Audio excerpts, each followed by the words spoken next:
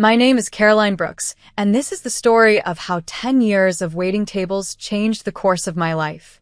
I grew up in the northern part of the United States, in a small suburb just outside Duluth, Minnesota. Our house was old and drafty in the winter, with a slanted porch that creaked when you stepped on the middle board. It had been in our family since before I was born. My grandfather, Samuel Hart, lived with us from the time I was 12, after my grandmother passed away. He was the kind of man who always smelled faintly of cedar and black coffee, and even as a child, I remember how his laughter filled the house. When I turned 20, Grandpa fell seriously ill. It started with a cough that wouldn't go away, and then, slowly, he became too weak to work or even walk far. My parents had already passed, and my older brother, Victor, had moved away years earlier to study medicine in Ohio. That left me. Someone had to keep the lights on and the bills paid, and that someone was me. I applied to every job in Duluth I could find, bookstores, gas stations, grocery stores, but the only one that called me back was a diner on Lake Avenue, a place called the Silver Spoon. I told myself I would do it for a year, just until Grandpa's health improved or Victor sent some help. 1 year became 2, and then 3, and by the time I realized how long it had been, a whole decade had passed. 10 years of worn-out aprons, sticky tables, and coffee cups refilled 1,000 times. 10 years of carrying plates while pretending not to hear the rude jokes or impatient sighs from customers who thought I was invisible. But what they didn't see was that every dollar I earned kept my grandfather comfortable, kept his medicine paid for, and kept our small house warm through the cold Minnesota winters. Every morning, I put on the same black uniform, pinned my name tag over my chest, and tucked the little notepad into my apron pocket. The first few years, it was just work, hard, tiring work, but after a while, the diner became my second home. I learned people's favorite breakfasts by heart. The man in the green jacket always wanted 2 eggs over easy. The retired teacher from the next town asked for blueberry pancakes with extra syrup. I'd smile, take their orders, and try to keep my hands from trembling when I was tired. My brother, Dr. Victor Brooks, would visit from time to time. He worked at a private clinic in Cleveland, Ohio, and liked to show off his white coat and his expensive shoes. He'd come into the diner sometimes when he was back in town and sit at one of my tables smirking. "The waiter's outfit suits you so much," he'd say, sipping his coffee with that grin I'd known since childhood. "Your children will probably do the same job." He always said it loudly enough for the other staff to hear. It stung more than I wanted to admit. I'd smile tightly and refill his coffee. My coworker, Elena Price, the diner's cook and one of my closest friends, would shoot me a sympathetic look from behind the counter. She was the kind of woman who spoke her mind, and after Victor left, she'd always find a way to make me laugh again. "He might wear a doctor's coat, but he's missing a heart," she once said, wiping her hands on her apron. "You've got both." Those words carried me through more nights than I can count. There were evenings I'd come home with sore feet and tears threatening to fall, but the moment I stepped into Grandpa's room and saw his smile, everything softened. His face was lined with age, but his eyes still held that same spark. "Carry on, Carrie," he would say when I told him about my day. "You're the brave one. Don't let anyone make you forget that." I used to tell him about all the little things that happened at the diner. The broken coffee pot, the new manager who couldn't remember anyone's name, or the time a customer left me an $18 tip on a $20 meal. Grandpa always listened as if it were the most important story in the world. Sometimes he'd chuckle, sometimes he'd just nod, and sometimes he'd close his eyes, and I'd see the pride in his expression, quiet but steady. Over those 10 years, I learned the value of small kindnesses. I learned that you don't have to be rich to be generous, that a smile can change someone's whole morning. When I'd see lonely regulars come in, people who just wanted someone to talk to, I made sure to take a little extra time at their tables. One of them, an old man named George, used to leave me notes written on napkins. "You make my coffee taste better," one of them said. I still have it in a drawer somewhere. But no matter how many kind moments filled the days, there were nights when doubt crept in. I'd wonder what my life could have been if I'd followed my own dreams instead of standing behind a counter for 10 years. I'd think about Victor's career, his clean suits and high salary, and I'd feel small. But then I'd remember Grandpa's frail hands and the sound of his voice calling me his greatest blessing. That was enough to remind me why I was doing it. Money was always tight. Most weeks, I kept only $40 for myself, just enough for groceries and bus fare. The rest went to Grandpa's medicine and home care. Sometimes I skipped meals, so he wouldn't have to skip any of his pills. It wasn't a sacrifice. I never thought of it that way. It was love, the kind that doesn't make noise or demand thanks. There were times I dreamed of leaving Minnesota, of starting fresh somewhere like Denver or maybe Portland, somewhere far enough that the cold couldn't follow me. But every time I thought about it, I looked at Grandpa and stayed. The world could wait. He couldn't. The last winter before everything changed was the hardest one. Snow piled up against the windows, and the heater broke twice. Grandpa's cough grew worse, and I started to see the fear in his eyes, the kind he tried to hide. One night, after my shift, I sat beside him and held his hand. "Don't you worry about me," he whispered, his voice weak but steady. "You've done enough, Carrie. More than anyone else ever did for me." I squeezed his hand and said nothing. I wanted to tell him that I'd never stop taking care of him, that I didn't know who I was without him, but the words stuck in my throat. I didn't know then that those would be some of our last conversations. All I knew was that I'd built my life around the simple act of showing up, day after day, shift after shift, because love isn't loud or glamorous. It's steady, like a diner open through every storm. And though I couldn't see it yet, those years in an apron were preparing me for something much bigger than I could have imagined, something that would turn my life and everyone's expectations of me completely upside down. The winter I turned 30, Minnesota froze over in a way that felt personal. Snow buried the streets in heavy folds, and the world outside my window was silent except for the low hum of the heater in Grandpa's old house. I'd worked a double shift the night before when the call came from the hospice nurse. "Caroline," she said softly, "you should come now." I drove through a storm that blurred everything beyond the headlights, my hands trembling on the wheel. By the time I reached the hospice center, it was too late. Grandpa had passed peacefully in his sleep an hour earlier. He was 87. The nurse handed me his watch, an old silver one that hadn't worked for years, and said, he kept it on the nightstand. Said he didn't need it to tell time anymore. I held it in my palm, the weight of it strange and light at the same time. The funeral was held 4 days later at a small brick church in St. Paul. I wore a black dress that I hadn't worn since my mother's service. The church was filled with people I didn't recognize. Old friends of Grandpa's from his days working at the shipping yard, neighbors from Duluth who remembered him fixing their fences or mowing their lawns for free. It struck me then how quietly kind he had been. He never had much, but he gave what he could, even if it was just time or a helping hand. Victor arrived just before the service started, stepping out of a rented black car. He wore an expensive suit, of course, probably cost more than my monthly wages at the diner. He hugged a few relatives, shook hands with people he barely knew, and didn't once look my way. I stayed near the front pew, trying not to notice the way he avoided me. But I knew him well enough to recognize the tension in his jaw, the same look he used to get when things didn't go his way. After the burial, when everyone had gone, Aunt Lila approached me in the churchyard. She had been Grandpa's youngest sister, gentle and quiet, with soft gray hair always pinned neatly at the back. "Your grandfather wanted the family to gather next week," she said, handing me an envelope. "The lawyer will read the will then." He was very clear about that.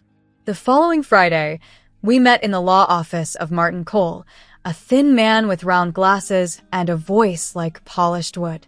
His office smelled of ink, paper, and something faintly lemon. The snow outside had turned into slush, dripping from the window ledges as the radiators hissed softly. Victor sat across from me at the long mahogany table, his posture stiff and self-satisfied. I knew he expected to inherit everything. After all, he was the successful one, the doctor, the pride of the family. I was just the sister who spent a decade carrying trays and cleaning tables. Martin began to read, his voice slow and deliberate. The will started as most do, formal introductions, property lists, and the naming of heirs. I listened, numb, until I heard my name. To my granddaughter, Caroline Brooks, who has cared for me with love and patience all these years, I leave the entirety of my estate. I blinked, certain I'd misheard. Martin continued, including the sum of $1,200,000, the property on Riverbend Lane, the vehicles, and all remaining personal assets. The room went dead quiet. My heart thudded painfully in my chest. I saw Victor's jaw tighten, then drop slightly in disbelief. Aunt Lila pressed a tissue to her mouth, whispering, "Oh my." But Martin wasn't finished. He turned the page and said, "However, these inheritances are bound by two conditions explicitly outlined by Mr. Samuel Hart." Victor leaned forward sharply. "Conditions?" Martin nodded. "The first condition is that Miss Brooks shall not, under any circumstance, give or transfer a single dollar, pound, or property belonging to this inheritance to her brother, Dr. Victor Brooks. In fact, Mr. Hart specifies that she must sever financial and personal ties with him altogether." For a heartbeat, no one spoke. Then Victor laughed bitterly. "You can't be serious. This is absurd. She's barely capable of handling her own bills, let alone this kind of money." Martin's voice didn't waver. "The will is legally binding, Dr. Brooks. Your grandfather signed it before two witnesses, and it has been verified." Victor turned his fury on me. "You did this. You poisoned him against me." "I didn't even know he had money," I said quietly, though my voice shook. "I was too busy making sure he could eat and sleep without pain."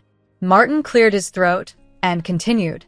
"The second condition, Caroline must use half of her inheritance to build a magnificent home, a lasting symbol of the care and loyalty she showed her grandfather. The property must be in her name and completed within 3 years of estate." I stared at the lawyer, barely breathing.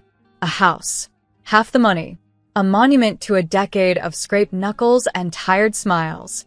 It sounded impossible, and yet so perfectly like Grandpa. He had always believed in doing something real, something that could stand and be seen. Victor slammed his palm on the table. "You expect her to build a house? With that money? She'll waste it in a year." "Please," Aunt Lila said softly. "Don't make this harder than it already is." Victor stood up, his face red. "You'll regret this, Caroline. He may have left you his fortune, but everyone knows you don't deserve it." Then he stormed out, slamming the office door behind him. The silence afterward was heavy.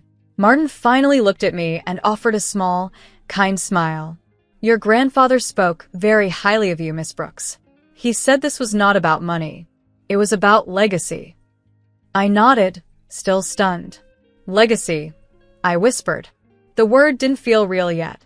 When I left the office, the snow had started again, softer this time, flakes drifting like ash in the air. I stood on the steps and tried to take it all in, the anger, the loss, the strange, dizzying feeling of victory that I wasn't sure I wanted. That night, I sat alone at Grandpa's kitchen table, staring at the old watch beside a cup of untouched tea. The ticking had long stopped, but somehow it still marked time in my head. I thought about what the lawyer had said. A house, a home built from gratitude. I imagined a wide porch with blue shutters, a garden full of sunflowers, and a room filled with light, the kind Grandpa would have loved to sit in with a good book. It wasn't just about proving anything to Victor or the rest of the family. It was about proving something to myself, that I could take the years of hard work and make them mean something lasting. Grandpa had seen that in me long before I ever believed it myself. I folded the watch back into my palm and whispered into the stillness. "I'll do it, Grandpa. I'll make it real." Outside, the snow kept falling, covering the ground in a clean, white silence, as if the world was giving me a blank page to begin again. After the reading of the will, something inside me shifted, quietly but deeply. For 10 years, I had been standing in one place, waiting tables and waiting for life to begin. Now, suddenly, I was holding a fortune that felt less like a gift and more like a responsibility. Grandpa's words, his conditions, stayed with me day and night. The first condition was about cutting Victor out of my life completely, and the second demanded that I build a magnificent house as proof of what love, work, and loyalty could create. Those weren't just rules, they were lessons wrapped in stone. By spring, I decided to leave Duluth. The snow was melting, the streets slick with water and grit, and it felt like the right time to start again. I packed my life into 3 boxes, one for clothes, one for keepsakes, and one for Grandpa's things. I sold the old family car for $2,800 and bought a one-way ticket to Denver, Colorado. The air there was thinner, the light brighter, and the city felt alive in a way that whispered of new beginnings. When I arrived, I rented a small one-bedroom apartment near Cheeseman Park. It wasn't much, just a second-floor unit with creaky floors and a narrow balcony, but it had sunlight, and I needed that. The first week, I opened a new bank account and wrote down the numbers on a white index card. $1,200,000 total, $600,000 for the house, $600,000 for life and planning. I carried that card in my wallet like it was a map to my new self. The idea of building a house scared me at first. I knew nothing about architecture or construction. The only houses I had ever stepped into were ones I'd cleaned, served food in, or dreamed about in the pages of magazines. But I could hear Grandpa's voice in my head. "You'll figure it out, Carrie. You always do." So I started small by reading. I spent hours at the Denver Public Library, flipping through books about home design, materials, and budgeting. I watched videos about modern builds, about how wood meets glass, and how light could change a room. One morning, I found an architecture firm downtown called Bell and Reed Designs. The name sounded steady and trustworthy, so I made an appointment. When I walked in, the office was bright and smelled faintly of coffee and pine. The walls were covered with sketches and models, homes that looked like dreams waiting to stand upright. The architect I met was named Nora Bell, a woman in her early 40s with short, silver-streaked hair and calm eyes that seemed to see through clutter straight to meaning. "Tell me about your house," she said, offering me tea instead of coffee. I hesitated. "It's not just a house. It's a promise. To my grandfather." Nora smiled. "Then it should be a home that tells his story and yours." We met every week after that. We talked about design and purpose, about how a home could reflect love instead of luxury. She introduced me to Marcus Reed, her business partner and lead builder, a tall, kind man who wore his baseball cap backward and spoke about foundations and framing like they were poetry. We found a piece of land on the edge of Denver, up on a small hill overlooking the city skyline.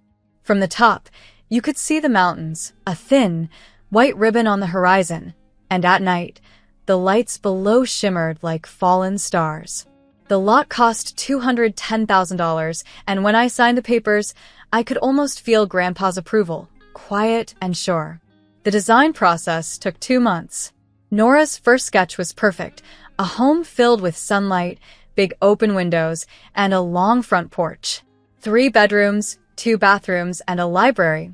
A small room with floor-to-ceiling shelves and a single green reading chair, because Grandpa had always said every home needed a place for stories. We decided on a deep blue front door and warm oak stairs that felt alive underfoot. I asked for a kitchen large enough to cook for friends and a garden where I could grow sage, rosemary, and sunflowers. Marcus broke down the costs, about $380,000 for construction and materials, with $10,000 left for details like the porch swing, railings, and landscaping. The numbers fit perfectly. I signed the contract with hands that shook a little. This wasn't just money, it was memory being turned into wood and stone. While construction began, I found part-time work at a small cafe downtown called the Juniper Table. It wasn't because I needed the money anymore. I just couldn't imagine a life where I didn't serve people. The cafe was small and cozy, filled with plants and warm chatter. I worked morning shifts, pouring coffee for nurses, finishing night shifts for teachers grading papers, and for a young woman named Rosa King, who came in every day before work and always paid in cash.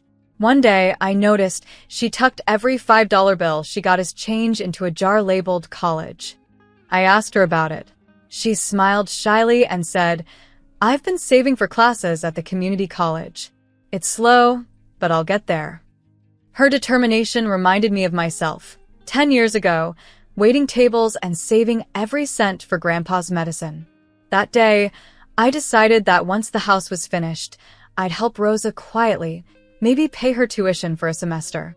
Not out of charity, but because kindness deserved to echo. The house began to rise from the ground like something waking up. Every week, I visited the site, boots sinking into soft dirt. The first time I saw the frame standing against the sky, I cried. The wood smelled fresh, and the breeze carried the sound of hammers like a heartbeat. Marcus stood beside me, arms crossed. "You're building something that matters," he said. "Not everyone gets to do that." But even as I poured myself into the project, the past tried to creep back in. Victor began calling again.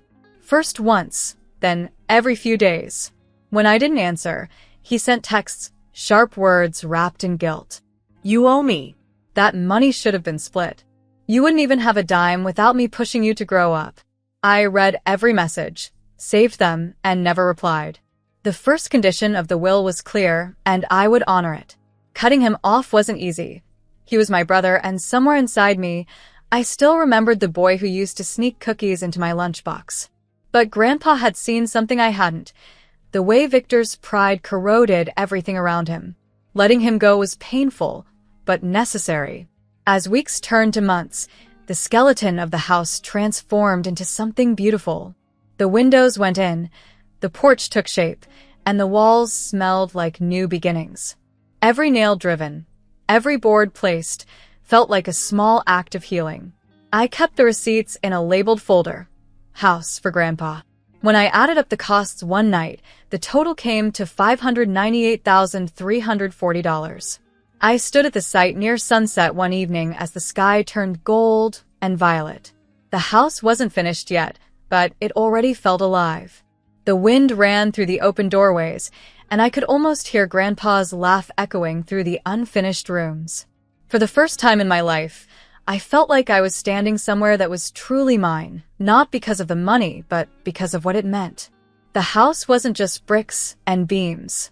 It was proof that love, when tested, could become something lasting. On a bright Saturday in late spring, the house was finally finished. The last nail had been hammered, the porch swing hung steady, and the smell of fresh paint still lingered in the air. When Marcus handed me the keys, I stood there for a moment without moving.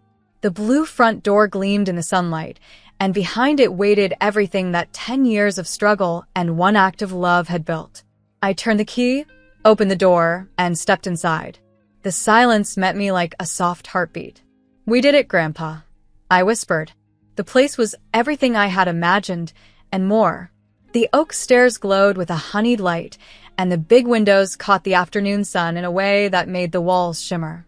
The library was my favorite room, shelves already lined with Grandpa's old books, and in the center, a single green chair where I could almost see him sitting. I ran my hand along the smooth wood of the banister and felt pride swelling in my chest.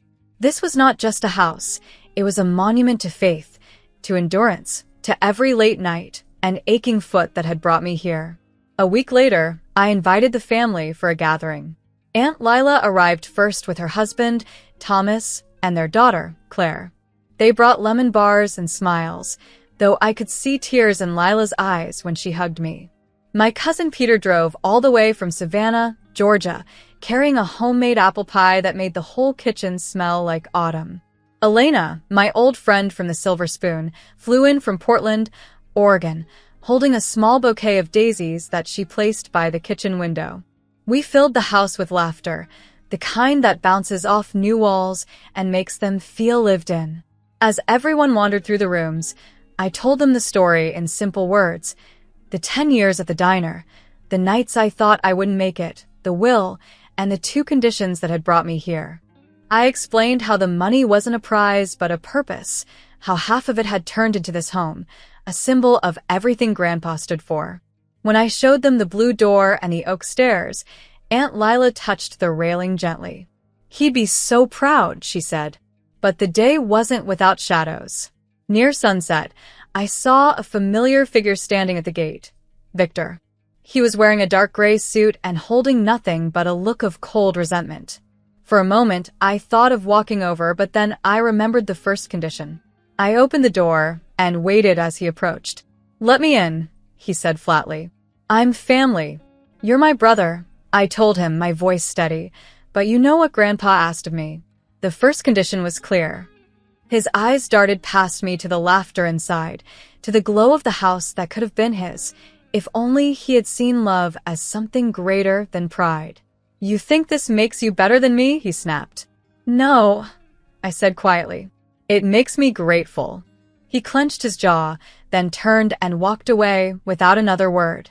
I watched him disappear down the street, the air heavy but clean. The line between us was drawn, firm and final. When the sun dipped below the horizon, we sat on the porch, passing around lemonade and slices of pie. Marcus and his crew joined us, their laughter mingling with the sound of crickets. Elena told a story about the old diner grill that had once sparked like fireworks and how we put it out with a wet towel and a prayer. Aunt Lila reached for my hand. "Your grandfather was right about you," she said softly. "He saw what the rest of us couldn't." That night, when everyone had gone, I sat in the library under the warm glow of a single lamp.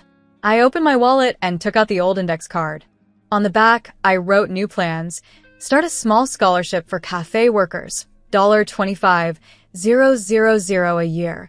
Help Rosa with her college books, $1, $200. Fix Mrs. Cooper's fence, $300. The math didn't matter. What mattered was that giving still felt right. Before going to bed, I stepped out onto the porch.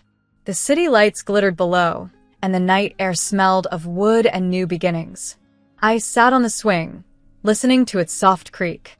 The chain held, the house held, and I held. This is my story of work, loss, love, and the quiet kind of victory that doesn't need applause. I served tables for 10 years, honored 2 conditions, and built a home that stands as proof of who I became. I was here. I did the hard thing. And I am not sorry.